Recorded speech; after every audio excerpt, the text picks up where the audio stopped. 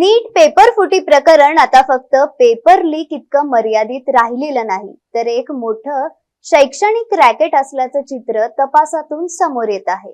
विशेष म्हणजे या प्रकरणात महाराष्ट्राचं कनेक्शन सर्वाधिक चर्चेत आलं आहे. पुणे, लातूर, नाशिक आणि अहमदनगर पर्यंत या नेटवर्कची साखळी पोहोचल्याचं तपास यंत्रणांना दिसत आहे. आतापर्यंत महाराष्ट्रातून अनेक आरोपींना अटक करण्यात आली असून काही जणांना चौकशीसाठी ताब्यात घेण्यात आलं आहे. सीबीआयच्या तपासानुसार महाराष्ट्रातून अटक झालेल्यांमध्ये शिक्षक, कोचिंग नेटवर्कशी संबंधित लोक, डॉक्टर, पालक आणि विद्यार्थ्यांचाही समावेश आहे. सर्वात मोठं नाव समोर आलं ते पुण्यातील वरिष्ठ बॉटनी शिक्षिका मनीषा गुरुनाथ मांढरे यांचं.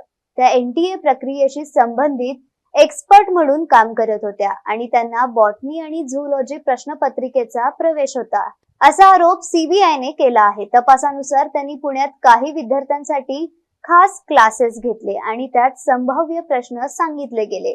याच प्रकरणात पुण्यातील मनीषा वाघमारे यांनाही आधी अटक करण्यात आली होती.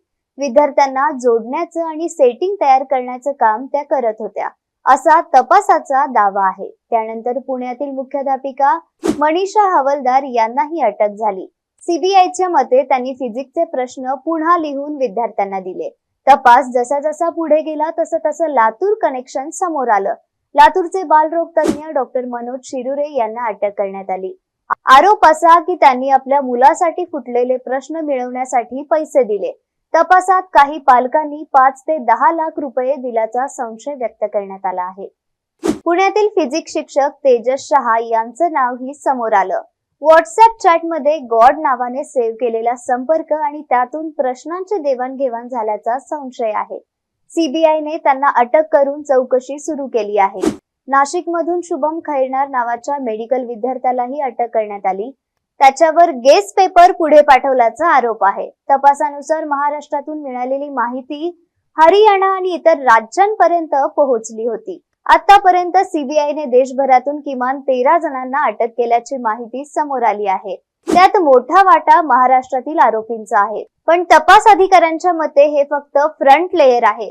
मुख्य आर्थिक साखळी, कोचिंग लॉबी आणि प्रश्नपत्रिका मिळवणाऱ्या आतल्या लोकांचा तपास अजून सुरू आहे. द इकॉनॉमिक टाइम नुसार हे रॅकेट किती दूर जाऊ शकतं याबाबत काही गंभीर मुद्दे समोर येत आहेत. यामध्ये प्रश्नपत्रिका परीक्षा होण्यापूर्वीच काही निवडक विद्यार्थ्यांपर्यंत पोहोचत होती. व्हॉट्सअप आणि टेलिग्राम सारख्या माध्यमातून प्रश्न पुढे पाठवले जात होते.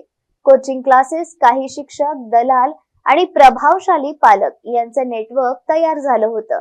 विद्यार्थ्यांना स्पेशल बॅच मध्ये बसवून संभाव्य प्रश्न पाठांतर करून घेतले जात होते. तपासाचा पुढचा टप्पा सर्वात धोकादायक मानला जातोय, कारण आता सीबीआय आर्थिक व्यवहार, call records, Telegram, WhatsApp groups आणि एनटीए मधील अंतर्गत संपर्क तपासत आहे. जर या साखळीचा थेट संबंध पेपर सेटिंग किंवा प्रिंटिंग प्रक्रियेशी जोडला गेला तर हे प्रकरण फक्त महाराष्ट्रापुरतं मर्यादित राहणार नाही. बिहार, राजस्थान, हरियाणा, दिल्ली आणि महाराष्ट्र जोडणारं एक राष्ट्रीय रॅकेट समोर येऊ शकतं. या प्रकरणामुळे नीट सारख्या देशातील सर्वात मोठ्या मेडिकल प्रवेश परीक्षेच्या विश्वासार्हतेवर मोठा प्रश्नचिन्ह उभा राहिला आहे. लाखो विद्यार्थी प्रामाणिकपणे अभ्यास करत असताना जर पैशाने प्रश्नपत्रिका मिळत असेल तर शिक्षण व्यवस्थेवरील विश्वास कोसळू शकतो. त्यामुळेच या प्रकरणात पुढे आणखी मोठी नावं, कोचिंग संस्थांचे संबंध आणि राजकीय दबाव यांचाही तपास होण्याची शक्यता नाकारता येत नाही. तर तुम्हाला काय वाटतं आम्हाला कमेंटमध्ये नक्की कळवा आणि अशाच महत्त्वाच्या माहितीसाठी चॅनलला सबस्क्राईब करा. धन्यवाद.